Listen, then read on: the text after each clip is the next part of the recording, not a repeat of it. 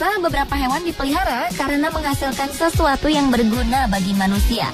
Biasanya manusia memelihara atau membudidayakan hewan untuk diambil dagingnya atau memakai tenaganya untuk membantu keperluan manusia.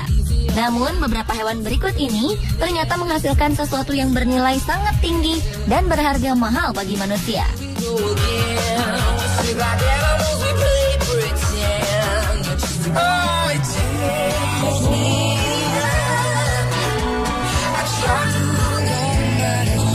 Bagi masyarakat kelas atas, kopi luwak sudah tidak asing lagi sebagai minuman pilihan. Kopi asli Indonesia yang rasanya nikmat ini merupakan kopi termahal di dunia. Harga 1 kg kopi luwak bisa mencapai $1.000 Amerika atau sekitar 11 juta rupiah. Uniknya, asal mula kopi luwak tidak semewah dari ketenarannya saat ini. Dimulai pada zaman penjajahan Belanda, ketika itu orang-orang pribumi dipaksa untuk menanam tanaman komersial yang ditentukan Belanda. Salah satu tanaman yang harus ditanam adalah bibit kopi Arabica yang didatangkan dari Yaman. Selain memberlakukan tanam paksa, Belanda juga melarang petani pribumi untuk mengkonsumsi buah kopi karena harga jualnya yang mahal. Suatu hari seorang pekerja di perkebunan memperhatikan seekor luwak yang senang dengan biji kopi mengeluarkan kotorannya. Ternyata dalam kotoran luwak tersebut terdapat biji kopi yang masih utuh dan tidak tercerna. Pekerja tersebut kemudian memungut kotoran itu dan mencucinya, lalu mengolahnya menjadi sebuah minuman. Ternyata rasanya sangat nikmat dan beraroma khas. Kabar ini tercium oleh pemilik perkebunan yang merupakan warga Belanda. Ia pun akhirnya memasarkan kopi luwak ini dengan harga yang mahal karena proses pembuatannya yang tidak lazim itu. Hewan luwak memang senang sekali mencari buah-buahan yang masak sebagai makanannya, termasuk buah kopi. Indera penciumannya yang peka membuat luwak pintar memilih buah kopi yang berkualitas baik. Karena sistem pencernaannya yang sederhana, luwak tidak bisa mencerna biji kopi yang sangat keras. Biji tersebut pun keluar bersama dengan kotorannya. Biji kopi yang keluar bersama kotorannya ini dipercaya sebagai biji kopi kualitas terbaik. Karena selain telah diseleksi oleh luwak, biji kopi ini juga melalui proses fermentasi alami dalam sistem pencernaan luwak. Harga biji kopi luwak yang mahal membuat petani kopi pun beramai-ramai membuat penangkaran luwak untuk menghasilkan biji kopi ini. Namun karena itu muncullah kontroversi. Pihak pemerhati hewan keberatan atas penangkaran luwak karena luwak terbiasa hidup liar di hutan. Selain itu, luwak tidak melulu makan buah kopi, tetapi juga buah-buahan yang lain. Sementara di penangkaran, luwak dipaksa memakan buah kopi untuk diambil bijinya. Di sisi lain, peternak luwak beralasan penangkaran luwak bisa menambah pendapatan negara karena hasil ekspor kopi luwak. Namun sekarang kopi luwak mendapat saingan baru, yaitu kopi dari kotoran gajah. Kopi dari kotoran gajah bisa mencapai harga $1.100 per kilogramnya, atau sekitar 12.100.000 rupiah setiap kilogramnya.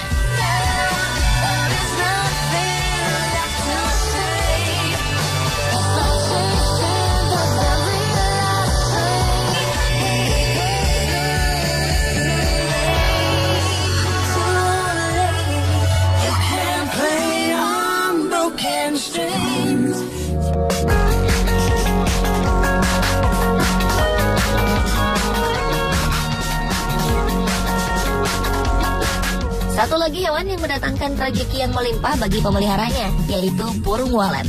Sarang burung walet yang terbuat dari air liurnya bisa mencapai harga yang fantastis, yaitu 37 juta rupiah per kilogramnya. Sejak zaman Kaisar Cina, masyarakat di sana percaya bahwa dengan mengkonsumsi sarang burung walet yang dijadikan sup dapat membuat kita berumur panjang. Dulunya, sup sarang burung walet ini dipersembahkan rakyat Cina untuk kaisarnya agar dapat memerintah dalam waktu yang lama. Mungkin karena dikonsumsi oleh kaisar dan bangsawan Cina inilah harga sarang burung walet menjadi mahal dan dianggap makanan mewah. Burung walet merupakan burung pemakan serangga. Tidak seperti burung kebanyakan yang suka bersarang di pohon, burung walet lebih suka berdiam di gua-gua atau rumah-rumah yang cukup lembab dan kurang pencahayaan. Langit-langit gua dan rumah tersebut menjadi tempat bagi burung walet untuk menempelkan sarangnya sebagai tempat beristirahat dan berkembang biak. Burung walet membuat sarangnya dari air liurnya sendiri. Jika dihembus angin, air liur tersebut akan mengeras dan membentuk sarang yang nyaman bagi burung walet. Kandungan nutrisi yang terdapat pada sarang burung walet ini adalah protein yang cukup tinggi serta kandungan mineral seperti kalsium, kalium, fosfor, nitrogen, natrium, dan zat besi. Kandungan ini membuat sarang burung walet memiliki banyak khasiat bagi kesehatan dan kecantikan. Karena menguntungkan, penangkaran walet pun semakin menjamur di Indonesia. Hal ini membuat sarang walet tidak lagi langka dan sulit didapat. Banyaknya penangkaran walet membuat harga walet saat ini jatuh sampai hanya berharga 5 juta setiap kilogramnya.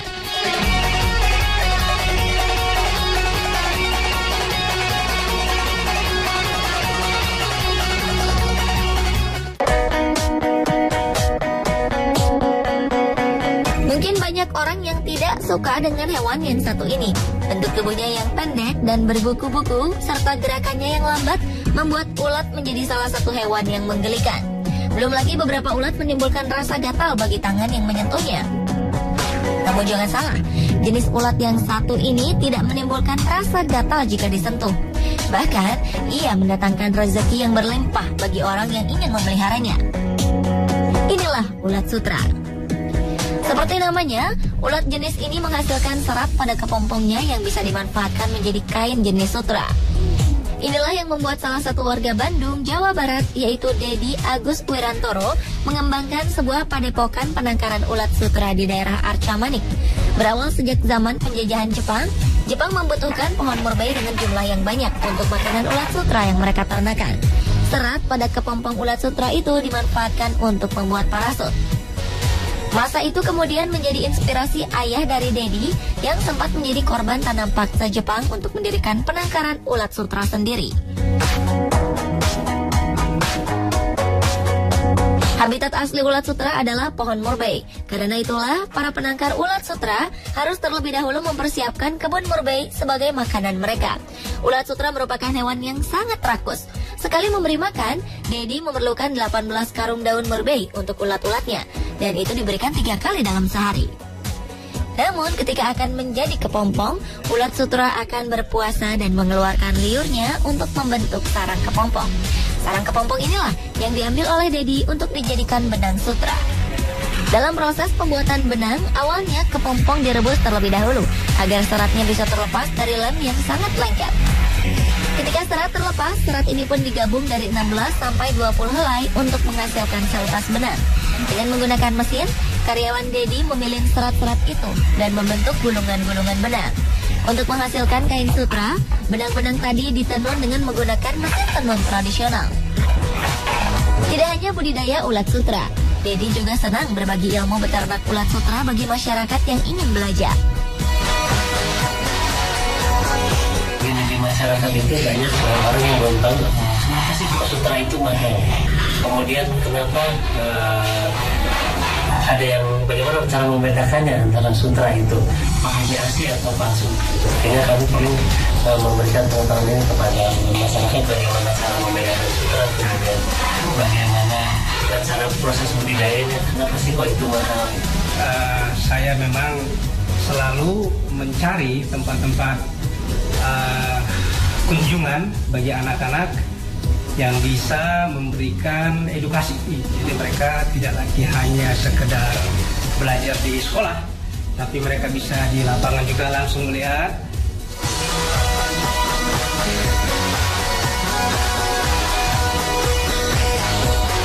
Pemirsa, itulah hewan-hewan yang menghasilkan sesuatu yang dapat berharga mahal bagi manusia.